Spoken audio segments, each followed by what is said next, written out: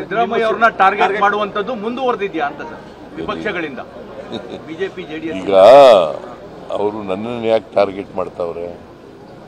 Why they are targeting me? It is because ಈ ಸರ್ಕಾರನ ದುರ್ಬಲಗೊಳಿಸಬೇಕು,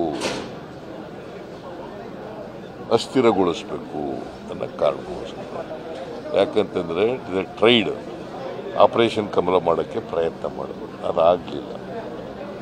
ಅದಕ್ಕೆ ಬಿಜೆಪಿಯವರು JDSನವರು ಇಬ್ಬರು ಸೇರ್ಕೊಂಡು ಅಸ್ಥಿರಗೊಳಿಸಲಿಕ್ಕೆ ಪ್ರಯತ್ನವನ್ನು ಮಾಡ್ತಾ ಇದ್ದಾರೆ. ಯಾಕಂತಂದ್ರೆ ಅವ್ರಿಗೆ ಸಿದ್ದರಾಮಯ್ಯ ನಾನು ಬಡವರ ಪರವಾಗಿ ಕೆಲಸ ಮಾಡ್ತಾ ಇದ್ದೀನಲ್ಲ, ಗ್ಯಾರಂಟಿ ಯೋಜನೆಗಳೆಲ್ಲ ಇಂಪ್ಲಿಮೆಂಟ್ ಮಾಡಿದ್ದೀವಲ್ಲ, ಅದನ್ನು ತಡ್ಕೊಳಕ್ಕಾಗಲ್ಲ ಅವ್ರ ಕೈ.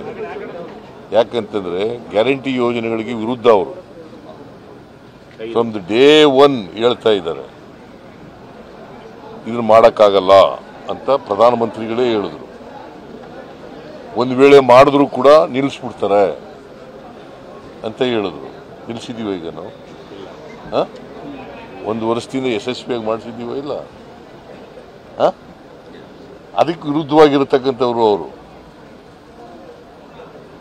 ನಿಮ್ ಕಂಡ್ರೆ ಭಯನಾ ಸರ್?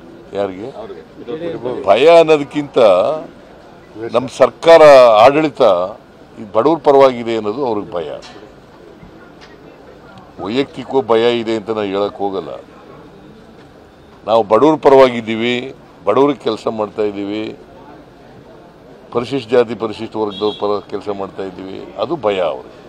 ಇದ್ರಲ್ಲಿ ಯಶಸ್ವಿ ಆಗ್ತಾರ ಸರ್ ಅಂತ ಈ ರೀತಿಯಾಗಿ ಮಾಡಿ ತಮ್ಮೇಲೆ ಟಾರ್ಗೆಟ್ ಮಾಡಿ ಸರ್ಕಾರ ದುರ್ಬಲಗೊಳಿಸೋಕೆ ಆಗುತ್ತಾ ಅವ್ರಿಗೆ ಅಂತ? ಸುಳ್ಳು ಹೇಳ್ಕೊಂಡು ಹೋದ್ರೆ ಯಶಸ್ವಿ ಸಿಗುತ್ತಾ?